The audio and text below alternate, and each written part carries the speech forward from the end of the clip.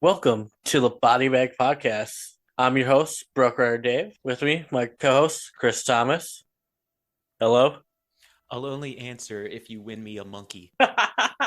And we just watched a movie that destroyed an average franchise at best. Were the first two movies, but Yeah, I was gonna let you go ahead and do your little spiel because you've been kind of hyping this one, and this was your pick. yes. So So why this movie? I've always enjoyed I Know What You Did Last Summer, and I still know what you did last summer. I thought they were good slasher flicks. But a couple years ago, I found out there was a third one. It's hardly ever mentioned in like Google because whenever I type in, I'll always know what you did last summer. They always go like, "Do you mean I still know what you did last summer?"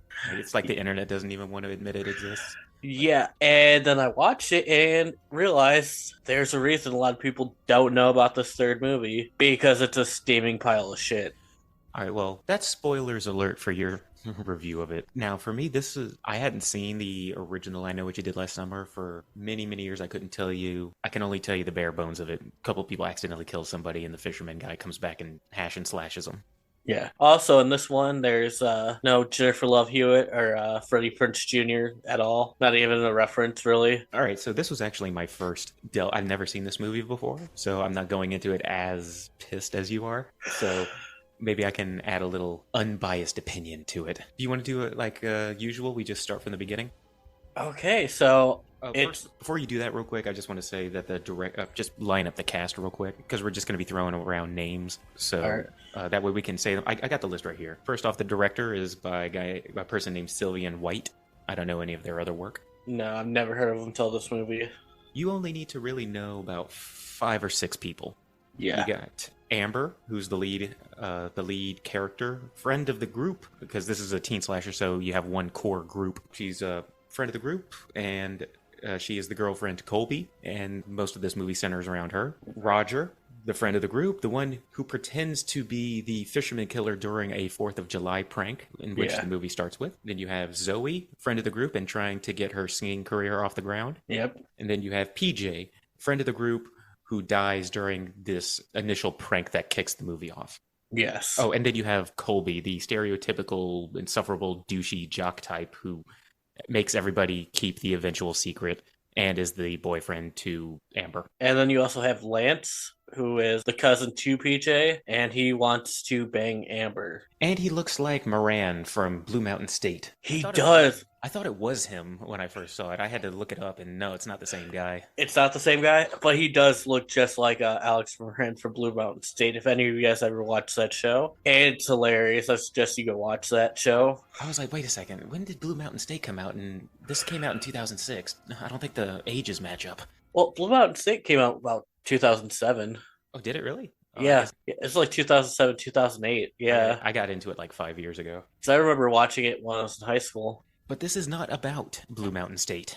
No, I kind of wish it was, but no, this is about I'll always know what you did last summer. So why don't you go ahead and get this kicked off? Let us know how this movie starts. So it's 4th of July, and they do a prank about the fisherman's curse who comes and kills teenagers. But not before they give us some very forced background on the guy.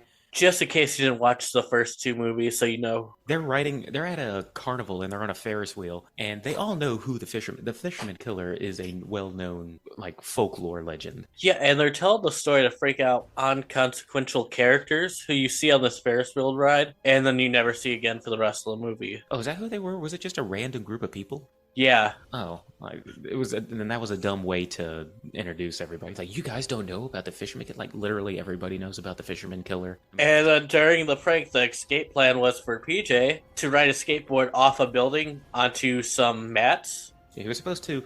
The prank was that they were going to get chased by the fisherman killer, Yeah. and then PJ was going to get chased up to the top of a parking garage thing, and then jump off and like die. Yeah, but someone moved the mats and put a tractor in the place where the mats were supposed to be. So, He gets so impaled on that. PJ is very much dead. Yeah, which they never address who moved the mats, who put the tractor there. That's never addressed at all. Well, I'm fairly certain that it gets explained at the end. Well, no, it doesn't because the ghost or whatever is supposed to come up with people who Oh, have secrets, and him dying is a secret, so he wasn't involved yet. uh, okay, I guess you're right. Yeah, so I that don't. Is that like lore from the first two? no, but that's the lore they were going with in this movie. Oh, that they kept the secret and everything Yeah, like of that. his death. Yeah, But at the time, they hadn't had a secret to keep. yeah, I guess the only secret would have been like, oh, it was just a prank. But yeah. so So PJ dies yeah, so a movie about a fisherman's curse. You would probably be thinking this takes place on near a a dock. coast. Yeah, coastline. No, this takes place in fucking Colorado. I was about to say in like Montana or something in the middle of the mountains, Broke Ridge, Colorado. far away from any kind of ocean. I want the writers to explain why they decided Colorado is the place for this movie, because that makes no fucking sense. Or why they would care about a Fourth of July thing that would have taken place in a town that's not theirs. Yeah, because the first one takes place in a small fishing town, I think, in North Carolina. Yeah, I'm gonna let you fill in all the little intricacies. And then the second one takes place there, and then they go to Jamaica. Which, guess what? Jamaica's in the ocean, so it makes fucking sense. But Colorado. I love that we chose these because you're gonna have one person that's really heated or really passionate, and then Yeah. one who's just like, yeah, well, objectively, no, fuck your objective speaking. Who in their right mind when they were like, let's make this a trilogy, bring none of the original cast back. Oh, and we're gonna move it to fucking Colorado, because that makes sense for a fisherman fucking killer. Or why they would care. Yeah, there's not even a fucking lake where they're by.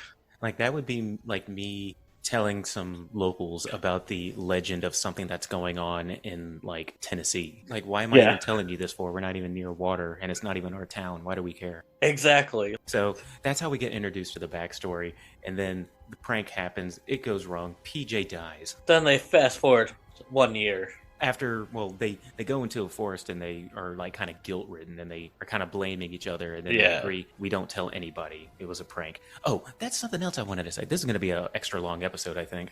But at the carnival where all this is taking place, first off, I guess a guy can just walk around in a fisherman trench coat without raising suspicion until the You know what? moments. That wouldn't look out of place in a fishing town, but in fucking Colorado it should. And apparently, they make it look like, first off, the editing in this is awful. You know how, I think it was in Fear.com that I compared it to giving a chimpanzee a camera and letting him go. No, this is like giving a chimpanzee a camera and letting him just shoot whatever he wants. The beginning is filled with nothing but those close-up jittery shots like I complained in Fear.com. Yeah. It's filled with slow-mo. It's filled with close-up face shots. And all of those are fine, but not when you put them all together. And then they have like random nothing cutscenes with background music being like early 2000s like emo music. Yeah, editing of this movie is horrendous. I Yeah. wanted to get that out of the way, and I wanted to say they try to make it look like everybody's at this carnival is freaking out, but if you look around, it's our main characters, but everybody else is just going about their day. Yeah. You'll It's see like that- 5 of the 10 people run. They ran like around the corner and down the thing screaming, but you see people in the background just kind of like, let me try to win this prize here. But I just wanted to put that there. But yes, they agree that they should keep their mouth shut. Yeah. And The then- secret dies with us, as they say. The dialogue in this movie is awful. So it's a year later. I also got to mention that these 5 characters are the 5 characters you see in every single like group of high school or college friends who are getting stalked by a killer. Yeah. You have your stereotypical jock. You have a jittery, quirky dude. You have the main actress who's there for eye candy, and then Yeah. Her friend who's like a rocker. who's kind of like the outcast, like grunge rocker type. And then you got the burnout. So a year later, she is at the graveyard, which is the most worst kept graveyard I've ever fucking seen. I was gonna say, is this graveyard out in the middle of the forest? Are they not taking care of these fucking graves? Because it's full of fucking weeds everywhere. Did they not give a shit about PJ? Or something? Right. Goddamn, dude. Like, this, like, the worst kept graveyard I've ever seen. But she's back. She went away for a certain. No, I think she stayed in town. It was her boyfriend, Colby, that went away. He went to California for a year. But because of what happened, this friend group all kind of went their separate ways. And apparently, having a secret like that in a year time turns everybody into just kind of like assholes, passive aggressive assholes. Yeah. Because all of them are just like shitty to each other. Yeah, so she goes from the graveyard to a barn party where she's talking to some other random people you won't see again for the rest of this movie. Where she's like, "Yeah, I can't wait to see Kobe when he gets back in town in a couple weeks." They're like, "You dumb bitch, he's right up there." Because evidently, Oh, you mean that communication in guy? the relationship broke down over the year. And she goes up and she's pissed, obviously. And he's like, "Yo, we were, drifting apart anyway." And she's like, "Yeah, but that's news. That's news to me." You got Colby, who did he think that he would not be able to run into her? Apparently, this is a small town, even though it's in the Yeah, middle of the mountains, where it's a small mountain town. it's a small mountain town where everybody knows each other. And Yeah. apparently, he wasn't, or he tried to go to for a year to this internship thing, but didn't work out. Came Yeah, back, didn't I tell his guess he got girlfriend. fired or something. Yeah, and then came back to work at the pool. So she's pissed, and they basically break up right then and there. Yeah. All right. So, and then Sulking montage. yeah, some bad editing cuts. Now she's asleep, wakes up. She goes back to her. Wait, where are her parents? I guess they were gone for the weekend. Because they left her a note that says, "Don't have any parties." Yeah, while And we're away. So I guess the fact that her friend died the year before on 4th of July, her parents are like, it's a she'll deal with good it. it's a good time for us to take a vacation without her. And it's 11:30 at night, and apparently she has an alarm that was set to go off at 11:20 at night, set to hard rock music. Yeah, I was like, what the? Okay, whatever. Which is, just an opportunity to give another jump scare. Yeah. She notices she has 50 missed messages. And they all say, I know what you did last summer. Ooh. Ooh, scary. Wonder what that means. Yeah. So she goes to her friend Zoe Who's a little bit standoffish. because they haven't spoken in a year, and then you get some of the worst dialogue you've seen, where she's just like, "Oh, you look like someone who was once familiar to me." Oh, yeah. Oh, sorry, do I know you? You look familiar. That kind Yeah. of like passive aggressive. Yeah. And then she's like, "Look at this shit." They're like, "Oh, who'd you tell? I didn't tell anyone. Who'd you tell? I didn't tell anyone." So Zoe doesn't believe her, but Yeah.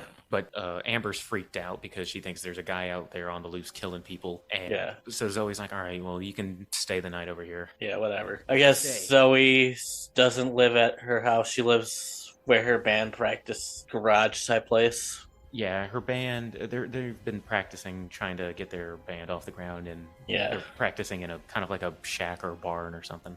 Yeah, I guess that's where Zoe lives. Next day. So they tell Roger, who was like, "Hey, we should tell the cops." And they're like, "Hey, you should shut the fuck up." No. Roger is legitimate. I will say this about Roger. He's probably the only character who's actually acting like he has a secret. He's like, "Hey, someone knows. It's better if we tell the cops before they tell the cops." Day one, he was trying to say, "Hey, look, we need to go to the cops before this gets out of hand." Which, Yeah. probably if they did, it probably wouldn't have been as bad. So yeah, Yeah. But they're like, "No, let's figure this out first, and just in the meantime, keep your mouth shut." So it's like eating him alive inside. And you can tell he's been drugging up this past year, trying to get rid of He's what he dealing knows. with- Yeah. because he blames himself. Yeah. He's the one who dressed up as the killer.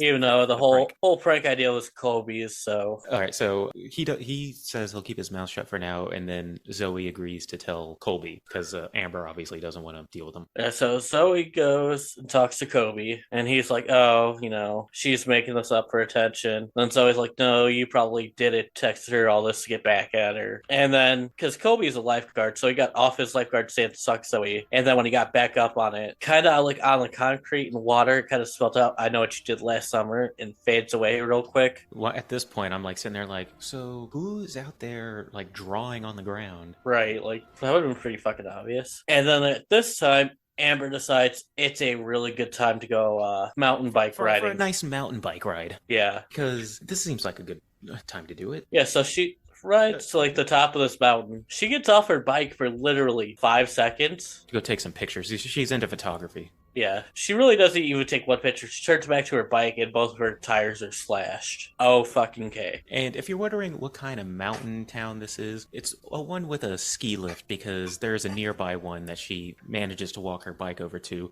Yeah, to try take get down. She now has to take the ski lift down the mountain before the storm comes. Because I guess she rode a bike up an entire mountain. Yeah. And what kills me is that the ski lift attendant was like, "Oh, it looks like it's about to storm. Let me get you a lift." Like, right now? Right when it's about to storm? What do you mean? What do you mean?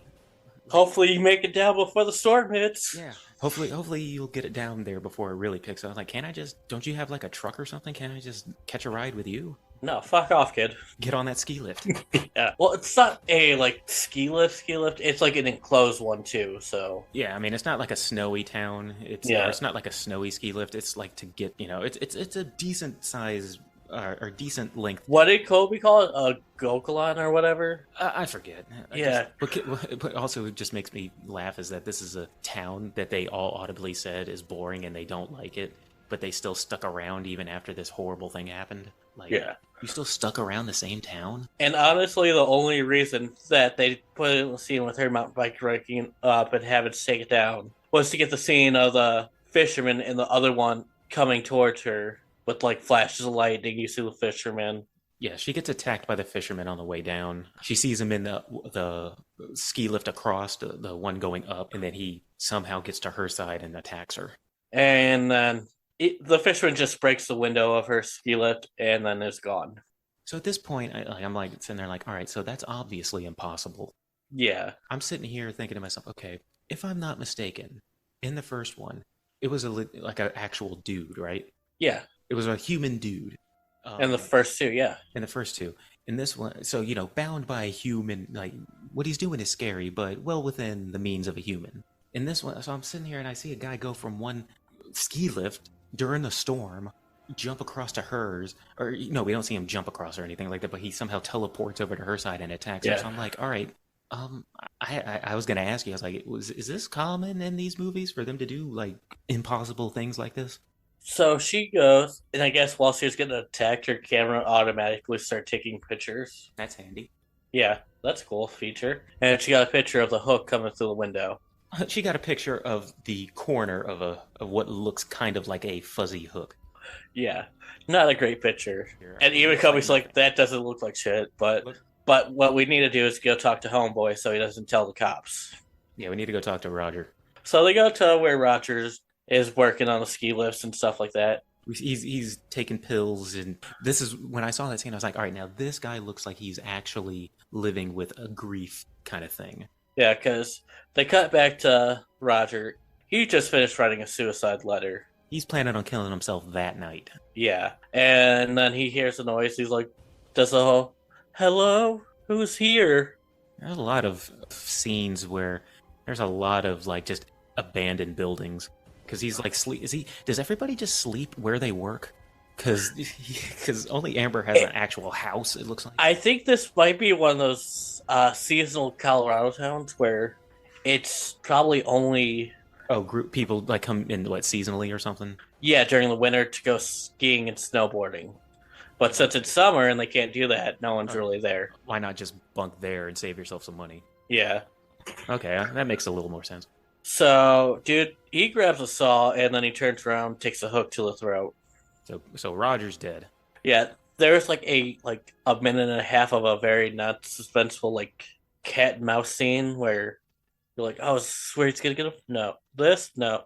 Oh, There's a he's lot dead. of scenes where like this is an hour and a half movie. It could have easily been an hour Yeah, if you took out all of the things that were like unnecessary. So Roger's dead. yeah. They get there. Which is kind of pointless considering he was about to kill himself anyway. The fisherman couldn't have that. No, he needs his kills. So they get there, realize he's dead. Here's someone else. They think he's the killer because he has a suicide note and a fishing hook. And then the cops show up and they're like, no, we just found him. He killed himself. And the cop just went, oh. Yeah, okay. Okay. No need to investigate this further. Yeah. I mean, obviously, here's the note. Here. All right. Don't put on any gloves. Here, just take it. Take it out of my hand. No gloves. Yeah. Even Amber was about to go put her fingerprints all over. All over Roger's body. He was like about to touch. If you look at that scene, you see her about to like touch his body. You will see Colby sit there and roll his eyes like, I can't believe you're about to fucking do this. Yeah, what an idiot. And also, in this town, there's two cops. One is the sheriff, who was PJ's father. That's important. Yeah. Another one is a cop. He looks to be in like his 30s. Yeah, he definitely looked like if not 30s, like 29 or something. He definitely wants to bone Amber, who's 18. Yeah, this dude, and he makes no like he doesn't like come straight out and say it, but he'll say stuff like, it's coming upon the anniversary. If you need like a place to stay or someone to Yeah, talk uh, to. I'm here for you. Like, dude, you're way too old for this girl. What the hell? I mean, I don't really, well, I will say that I don't really care about the age difference as long as it's legal. But if is she like in the thing? Does it say she just turned 18? Yeah, because when the prank happened, she was going into her senior year of high school, So and Kobe was going away to college. That's why she was there for that year. not like So 10 whatever your age differences I don't usually care about. But if she's 18, that means that dude, and this is a small town, that dude's been like kind of waiting for her to turn 18. yeah, he's had to know her like since she was a little girl type deal. Like if that means when she entered high school, he'd have been like 26 or something, 26 or Yeah, 27. So yeah. that So I it's thought that was really weird. weird. Yeah, But yes, so there are two cops. You got him and you got PJ's dad. We'll go with that. PJ's. Was his dad or uncle? It was PJ's dad, Lance's uncle. Okay. Yeah, because Lance is PJ's cousin. Deputy Hafner. That's who. Hafner. That's Okay. the guy who wants to bang Amber. Okay. So yeah, so there's only a handful of people in the town, and Roger's Yeah. dead. No further investigation. Yeah. They go back to Amber's house. And then I guess all the pictures that she hung up on her wall all got cut out to spell it soon. She has a collage which looks more like a crime scene investigation photo thing. The way Yeah. it's like she just has random pictures just like pinned to a thing, like she's trying to solve a conspiracy. Right. Yeah. Her collage is very unhinged, but yeah, someone cut She would have been my all. first. She would have been my first thought as the killer. I was Right. like, you just see all these headshots and close-ups of all the people she knows, and they're just haphazardly pinned to a board and everything like that. I'd be like, this chick's crazy. Yeah, her collage makes her look like a psycho. But the killer cuts all her pictures spelled soon on her wall. So Give him that now, warning, he's going to kill him soon. so now they know it wasn't Roger. Yeah. And so the next day is the day before the 4th of July, where Lance comes up to Amber. He's like, hey, like, I know it happened last summer, even though I wasn't involved, but you guys need to stop the pranks and don't fuck with my bike. Yeah, turns out somebody vandalized his bike. It says somebody carved the phrase onto it Yeah. because Lance knew about it because Roger had fessed up to him. Apparently, Lance is better at keeping secrets. Yeah. I Lance, guess even though it was his cousin that died, the fact they still went about Amber was stronger than that, so he didn't say anything. I was just about to say, let's say the real reason why he didn't say anything. Yeah. Because he also wants to. Apparently, everybody wants to bone Amber. It's like, yeah, she's attractive, but like more my type back in the day would have been her friend Zoe. Right, exactly. Zoe's more my kind of my speed of girl. Yeah. Girl sounds gross. A woman, Well, but you know what I mean. I didn't. yeah. You have to be careful how you word things. Yeah. Back in like my days, like early 20s, high school years, Yeah, it'd have been more Zoe for me. Yeah. yeah. Even now, like people like Zoe. I like. She kind of had a Rosario Dawson kind of look, like a young Yeah. Rosario Dawson look, which I thought was pretty hot. Yeah. The only other thing I know the actress that played Zoe from was she played Melissa Hastings in Pretty Little Liars. In case you guys were wondering who we're talking about. I think that she would have been in her 20s when she did this. Yeah. In 2006, and I think she's like about 40 now, or Yeah. 39, something like that. That's the only other thing I remember seeing her in. She's the only actress that I think I've seen in any other movie. She's in her mid 20s, so I don't feel weird if I say, yeah, she's hot. Yeah. But yeah, so that happens, and then so Lance, and then what's the next scene? When is Kobe swimming? Oh yes. I got the notes right here. So 1 year later, they go to Colby doesn't believe them. Roger's terrified. Roger dead. Yeah. The group returned to Amber's house. Okay. So they go to visit Lance. After they visit Lance, oh no, here's where we are. Lance tells them that the sheriff has been asking questions Yeah. about a secret, but he didn't specify because nobody likes to go into detail. Yeah. And they all sit there and talk and thinking, okay, is it Lance's uncle? Is it not? Why is it? They're thinking he's the most reasonable suspect because that was his PJ's dad. Yeah. He would obviously want revenge. Revenge, yeah. even though saying like, dude's the sheriff. If he knew and wanted revenge, he'd just arrest him.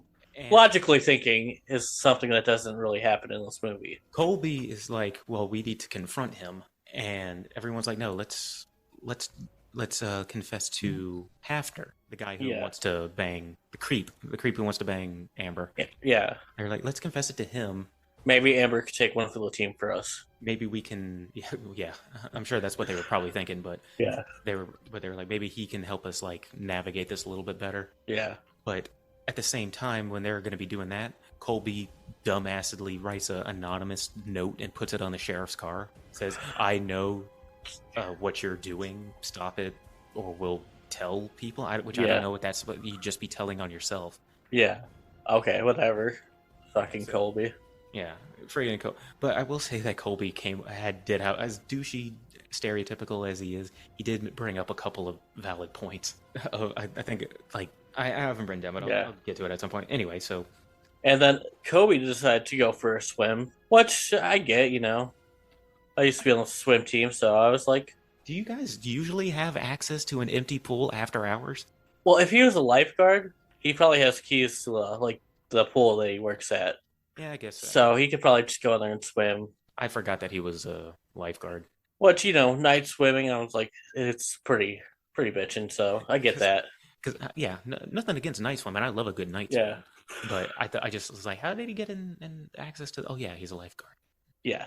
So while he's swimming, the fisherman comes, throws his hook through his foot. Cuts it. I thought he cut his Achilles. Basically, yeah, but then Kobe's still kind of able to walk with the walking boot. That dude moves around like he doesn't have a cut Achilles. Yeah, I mean, they give him crutches. I mean, he survives the night, but he has to wear crutches. But he gets around okay. yeah. So they go to talk to Hafner, and PJ's dad's there. Yeah, wouldn't you know it? He's having a cop party. You guys still want to confess? No, No. we're gonna leave. So yeah, they leave, and They're like, well, hey, how about this? Tomorrow's the 4th, so why don't we get the fuck out of town tonight? the most sensible thing that has been suggested in this movie. And then Zoe says something that makes no fucking sense. She's like, Yes. but I have to perform tomorrow. There's gonna be agents from LA in this crowd. There's going to be agents coming to this small town carnival party. And Right? Like the fuck? No. apparently, our carnival, which is now infamous for having a fisherman killer kill somebody last year, is a very big hotspot for agents to come by. To check out our local rock scene, which consists of two bands, Which is two bands and a carnival.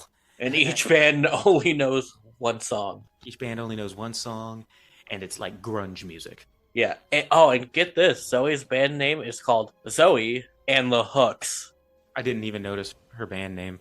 Yeah, when they call her on stage, they're like, "This is Zoe and the Hooks." Really, really. That's It just makes that's me the type of writing in the sad. script. Yeah. I didn't notice that, and just hearing it just makes me sad. So, killer on the loose, killed Roger, attacked Amber, sliced up Colby. and they think it's the sheriff. They think it's a guy with authority out for revenge. But let's stick around. Let's all go to the carnival together. It was like the one sensible thing that they suggested was followed up by the least sensible thing.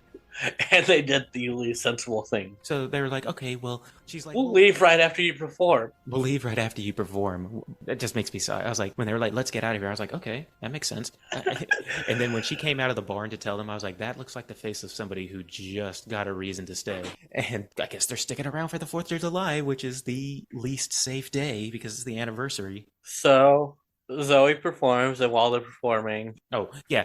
By the way, they say that we should all stick together, or their whole reason why is that they want to stick together, even if it has to be with Zoe. Then they immediately split up. Colby goes off and gets drunk in a bar. yeah, Zoe's performing, Amber and Lance are watching, and then after the show, she goes off to her dressing room. So it's like, let's all Yeah. stick together, and then they immediately split up. yeah. And then after she performs, they go get her like, Zoe, let's go. And she's like, give me a couple minutes. Because there's no sense of urgency. Yeah, she's like, nothing bad could happen in a few minutes. And then she turns around and the fisherman's right there ready to kill her. Start chase scene, and they split up again. Just ignoring the fact that they have 3 people, then they can easily easily just bum rush them. Yeah, they all run. Lance and Amber go one way. Zoe goes another way. Probably to make out some more, because at this point they're pretty much a couple, and Yeah. it's been long established that he was interested in her, and they just progressively got closer and closer, and now they're basically lovey-dovey. So Zoe goes up some random steps to like this like They're storage. chasing. Yeah, Yeah. storage attic. She's getting chased by the fisherman. She basically runs up to a stairwell, Where are gets they, in by an the way? area where she can't go anywhere. Where are they, by the way? Because at this point, it's like dead quiet in there, but I thought that they were just at a bumping carnival party. Yeah, like the stage that she performs on kind of looks like it's in a flight hangar where, planes would be at. Because I was going to say, it looks like that they're in an abandoned factory now. Yeah, and then she goes into her dressing room, goes out another way, and yeah, it's kind of like a. One last thing, we're supposed to believe how quiet it is right now, like you could hear a pin drop. Meanwhile, they show us clips of what's going on at the carnival party, which is nothing but screaming heavy metal music. Yeah, the next band's on stage performing, so yeah. Yelling, screaming into the microphone, and you can't hear a single note of it inside wherever they are. Yeah, okay. So Zoe gets offed. Yeah, she gets sliced up the front and then tossed off Yeah. the balcony. Yeah, and then they try to call Kobe. They're like, "Where are you at?" He's like, "I'm getting fucked up. What do you think?" Yeah, he's getting drunk. He's like, you know what, at this point, he's at a bar that has no security around it. Yeah, I guess since everyone was at the party, no one was at the bar. Which you would think that would be the one place that would be open because parties and concerts attract people who want to drink. Yeah, but yeah, he's just there drinking by himself, and they're like, "Hey, he's here. We need to go." So Kobe's hobbling away. And then who should appear? The fisherman. Dude has great cardio. Yeah, basically hooks him through the window and pulls. There's a door he was looking through with the window. Fisherman appears, boom, hooks him through, and then just kind of pulls him through that little door window. He Freddy Kruegered him like the end of Nightmare on Elm Street with the mom, just right through the small square. So now Colby's dead, and now Zoe's dead, and Lance and Amber are on the run. Yeah, they discover Colby's body, somehow end up with like blood all over their shirts and stuff. That was from Zoe. Was it from Zoe? Yeah. Because she went to go check on Zoe and she kind of like hugged her and stuff like that and got her all of her blood all over her. Okay. Because they run outside and Deputy Hafner shows up. No. Sorry. Rewind. They go to check on Zoe. They get all bloodied up. At that point, who should arrive but the sheriff? Yeah. The sheriff, the one who they think is the killer. So they go duck and hide. Okay, yeah. Deputy sees dead Zoe body and he's like calling it in saying, "Hey, we got a dead girl over here. So now we're waiting on backup." Which, okay. Backup really never comes. But then that's very short-lived because from behind he gets attacked by the fisherman. So it wasn't the sheriff. Nope, sheriff is now dead. And apparently we're killing people who had nothing to do with the thing last year. Yeah, it's just people that are in the fisherman's way now. Because, they run outside, run into Deputy Hafner, who was like, "Oh, there's dead bodies. You guys have blood on you." He rightfully takes out a shotgun and he's like aiming it at him like, "Okay. Get in the car." They open the car door, and Zoe's body's in the back seat. Which all right. Okay. Yeah. I mean, it gets explained in the end, but I hate the explanation. So the deputy is like, holy shit. And they start thinking that it was him. Yeah. They just left the room where Zoe's dead body was, walked outside, and it's magically in his car. They don't stop to think, wait a second, that's impossible. Yeah. What the fuck ever. Fisherman comes out of nowhere. He shoots the fisherman twice, does absolutely nothing. Because he didn't shoot him in the head either. No, he just shot him in the shoulder, and then I think the other shoulder. That's when I texted you, sigh. Yeah. I just texted you like, yeah. So Deputy Hafner gets hooked. And impaled into some, what looked like the forks of a forklift. Yeah. Someone left forks of a forklift raised halfway up. That's an OSHA violation. Which anyone who's ever driven a forklift knows when you park it. I do that. Put them down. Yeah. So when I saw that, I was like, whoever left that like that is going to be so fired. Yeah. What the fuck? Yeah, he gets impaled onto a forklift. Yes, I'm forklift certified, ladies. Oh, look at Chris. Forklift certified. So he knows what he's talking about when he says it should not have been left up. So you can send your fan mail to P.O. Box. No, and then Lance and Amber run. So and now we have the two. Did she find the hook though? I think I missed that part. I watched this movie like Oh, three times. Colby had it because he took it from Roger. Roger held on to it in case he ever felt like confessing, Yeah, and I know then that, but like in this Colby in took it, scene. and then Colby took it, so it was in his possession, and it was in the truck, and it was in a different truck. Which truck did they run him? Because I don't know where they got the hook. That's the short answer. I don't know. I don't know where they got Yeah, the hook. It was it was in the random truck they used, I guess, to run him over. wasn't that the police car? Was it the police car? I don't remember. I think it's the Yeah, police car yeah. because he gets because the police deputy gets killed, and then they hop in the car and run over fisherman guy. And then they try to, she runs him over and then immediately takes a hard left and crashes into a wall. Yeah, I can't explain why that happened, but that's what happened. Hits him, hard left into a wall. So the fisherman guy's on the ground. He's been shot twice, Been ran over. but is that enough to stop him? Nope, he gets up and now the car won't move because she crashed into a Because she wall. crashed it into a wall. So So as the fisherman's like trying to grab him, she randomly finds the hook, grabs it, cuts him with it, and realizes, hey, the hook hurts him. and then we see his face. Yeah, it's a goblin ghost ghoul thing. I looked it up what it was. Yeah? It's the ghost of the killer from the first movie, or the ghost of the killer, or something. Yeah, okay, yeah. It's the Sure.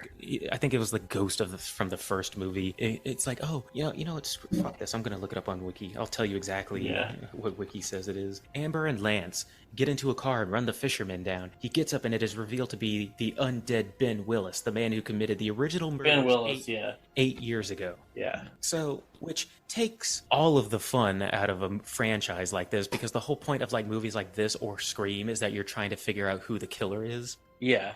And the fact that you just turned him into he's a monster is just so lame. Yeah. And I'm not even like, this is my first movie into the franchise, and I can tell you that's lame. You need to watch the other two because they're actually decent. I mean, because they actually paid for good actors and actresses. It's just been years since I've seen the first one. I didn't see the second. Plus, first one has Jennifer Love Hewitt and Sarah Michelle Gellar. Can't go wrong with that. I was about to say, that's the second time you mentioned her. You must have had a thing for her back in the day. And Oh yeah, still to this day. I don't know it. I haven't seen her in any movies in forever, but I don't know what she's done. If she is even still acting. Yeah, so they're like, hey, let's kill them. I guess we could fight them now. So let's fight him, I guess. So they go and they fire up a random wood chipper. I think it. Oh, and by the way, him being a ghost was supposed to explain why all these impossible things were happening, like how he was on the ski lift and how he could do that and how he could get around so fast. So if you're like me and you were sitting there like, well, all of this stuff is clearly impossible. Whenever they get to who the actual killer is, you're thinking it's a human. You're thinking, well, how did they do this? How is this even? Oh, it's okay now because it was a ghost. Sure. So the ghost is like beating the shit out of Lance. She goes to the random wood chipper, fires it up. The ghost teleports to her, rips the door off the damn thing, grabs her, throws her out of it. Could have just thrown her into the wood chipper. Yeah. So when he goes to attack her, she stabs him in the head with the hook and then kicks him into the wood chipper. I guess he forgot that he had supernatural powers and can take like he uses his supernatural powers to rip the fucking door off the machine she was in. Well, it wasn't a wood chipper because you don't drive a wood chipper, but it was some.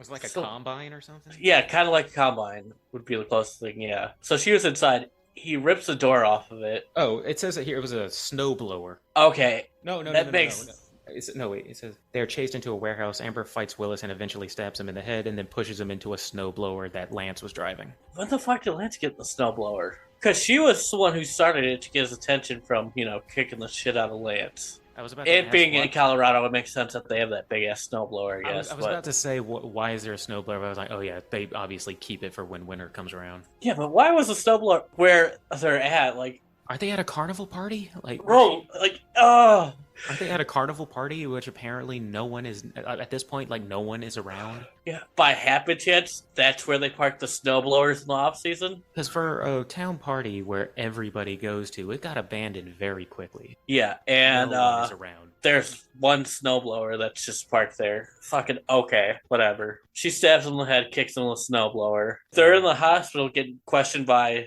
I guess the New remaining. cops. I was about to say Yeah. the remaining police force. I guess they had to call in some other ones from a different Yeah. state. They're like, we don't know who did this, but he'll never do it again. Wait, who said that? Wait, did the cop say that? No, Amber, when she told the Oh, cops, yeah, it's a crazy fisherman, but he'll never hurt anybody again. I Well, mean, I don't how do know you why. know? I don't know why you would say that because he's supposed to be dead already, or he was Yeah. supposed to be dead in the first place. Like, Yeah, I guess she didn't want to tell him that they killed him. Whatever. say something ominous like that to the police officers, I'd be like, "Oh, so you did it?" Like, Yeah. Oh, okay. Yeah. And then fast forward to the end of summer. Amber's driving from Colorado to LA, and she's in the middle of the desert now, and her tire gets slashed. oh no. And she's on the phone with Lance. She's like, "Oh, I don't know what to do." And then you get a flash of the fisherman, and then credits. And that's the movie. When the credits go on, you thank God that's finally over. All right, so that's all right. So before we get into, to take a breath, Yeah. take a little sip of water. So before we get into ratings and why we feel certain things, let's get the kills out of the way. The kills of the movie. Okay. I'm gonna go ahead and say my favorite kill. I'm gonna give it up to PJ for taking one to the chest Okay. because he jumped. Because I think he jumped, got impaled on the tractor, and I think something was sticking up out of his chest, and I think his heart was on it. Yeah. It was like a tractor, but it had some kind of spike on it. The exhaust pipe of a tractor Oh, that that's comes what it out. was. Yeah. Okay. Yeah. So I'm gonna give it to my boy PJ. Okay. Died for his art, for a prank. I'm gonna go with Deputy Pervert that gets impaled on the forklift. Did you say Deputy Pervert? Yeah. I thought you said Deputy Hafner, and I was gonna correct you and say, I was like, oh no, he said Deputy Pervert. Yeah. Getting impaled on the forklift. That was a pretty creative kill. Even though if someone drove a forklift, they would leave the forks up. So Yes, you're always supposed to keep them down, yeah. just because of that reason. By coincidence, someone fucked up, and yeah. Well, I think that's how you explain the supernatural thing, like the mattresses. Like it was a supernatural entity that moved them, and it was a supernatural entity that wrote all of that stuff. It was basically an angry spirit. Yeah, that had but some the kind of mild spirit wasn't telekinesis. involved in the beginning yet because there was no secret to be kept. There was no secret to be kept, so somebody. Why would the spirit be doing this to them then? Yeah, Or maybe they legitimately. I think someone legitimately murdered PJ and they just never addressed it. Or they just legitimately forgot, or like what's his face, Roger, Yeah, who has like guilt because he blames himself. maybe it was him. I don't know. No, didn't they? Okay, well, he says it was PJ's responsibility To check where the mats were. Yeah, which that dumbass, if he didn't see any mattresses on the ground, why would he jump off the top of the? onto a fucking tractor, dude. Like someone moved mattresses and put a think that tractor there. I think you would notice a big ass tractor where your mattresses should have been. Plus, that's a pretty far fucking fall just to depend on mattresses. You're gonna fuck yourself up regardless. And I imagine if that tractor was out where it was supposed to be, tracting fields and not in the middle of a carnival, like a carnival and paved parking lot, which apparently has a car park, that seemed kind of out of place. That parking garage, because I thought they were A out parking garage in the middle of like a fucking parking lot, yeah. in the middle of a carnival thing and in the middle of a mountain town. It didn't look like that it was the kind of place that would need a parking garage. Yeah. But I don't know. It just I think that if you were to jump off, before you would jump off, you would notice a big tractor there instead. yeah. And then you just call up like, hey, nope, not doing that. All right, so I'm thinking about doing a new rating system because the 30-point scale, can get a little confusing sometimes. I've had to explain it more than once, especially to guests and stuff like that. So I'm thinking that instead of having a 30-point scale, I have a simple, just a 5-tier scale, and it goes like this. This is all based on like kind of movie theater thing, so you have the lowest on the totem pole, which is walking out. Like if you were to see this at the theater, you're walking out. Right above that is this movie was a chore to sit through. 3 is rainy day background noise, meaning I won't go out of my way to watch it, but if it's like a rainy day and I'm stuck inside, it'll make for whatever background noise so I can do what I'm doing. Right above that is Friday night movie with the guys or gals, if any lady listeners. So it was like, yeah, I'll go see that with my group of friends. I'll go see that. Oh, it'll be our Friday night movie. And then number 5 is I'm showing up at the midnight premiere. Okay. Let's just give it a little test. Let's try it out for 1 or 2 and just see if it takes. So, dare I ask what you would rate this on that 5 scale? Give it like a 0.5. No, on the one I just said. Yeah, I don't even want to give it a point. Oh, so it's even worse than walking out. Like I guess that's walkout. I'm about to email Amazon, be like, hey, can I get my 3.99 back for this movie? Because it was hot garbage. Now I'm gonna say my rating, and then and then I'll let you have the floor. All right. It didn't piss me off nearly as much as I think you thought it was going to. I thought the cuts were gonna get to you. The edits pissed me off more than anything. Yeah, I was watching. I was like, yeah, Chris is gonna fucking hate that. There was a scene where literally they jump cut. It's framed medium shot on. It was in the beginning on I Yeah, think it was Colby. yeah, And then it jumped cut to just a closer shot of him, but only by like a few inches. It jump cut yeah, just a couple of inches zoomed in. yeah, Like I hated the editing. Editing was garbage. I will say that. But yeah. and maybe if this was like a year or two ago when we were starting out, I would have said how awful this is. But we do this for a living. It's not a walkout for me. Really? But it was a chore to sit through. Okay. So it's the level right above walking out. So I did feel the time on this. Like number twos are reserved for like I'm checking my watch, or I'm checking my phone. I'm sitting here. I'm getting jittery. I want to just walk out, but I powered through it. I think I would almost rather watch Venom than this movie. I think we need to break this tie between this one, Venom, and for me, Hanukkah. But And Fear.com is Fear, down there. sorry, Fear.com. That's the one I was thinking. Yeah. We need to nominate 4 movies to have our worst of, and it needs to be that, and House of the Dead might be a contender. Or Hanukkah, yeah. But as of right now, if I was doing the top, I don't even think this would make my top 3. In all honesty, for me, my top 3 are Venom, Hanukkah, and Fear.com. Although I did get some joy out of Fear.com just in how utterly bad it was. Yeah. The ratings basically for this are we have 1 walkout and 1 it was a chore to sit through. It wasn't a good movie, but it was under your most basic slasher movie. I've rated 15s before, and I'm trying to remember what I gave a 15 middle of the road movie. You did that for My Bloody Valentine. It is a couple of points below My Bloody Valentine. On a 30-point scale, I'd give this a 2. Maybe a 1, yeah. On a 30-point scale, I would give it a 4. It's a 4 or 5 because it's a bad movie, and the editing definitely takes it down a little bit, but at least the editing was mostly in the beginning. There's a few bad things, but something like House of the Dead had bad editing all throughout. Now what I'm going to do is I'm going to sit back, not going to say anything. I'm going to let you have the last word on this before we figure out what our next movie is going to be. Okay. So you just let me know from someone who was obviously a fan of the series, at least up until that. Just say your piece. Okay, so obviously pointing out most of the problems with this movie, but this is supposed to be a third movie in a trilogy, but completely disconnected from the first 2. And then you take the lore of a fisherman. I still don't get the decision to make the movie take place in Colorado.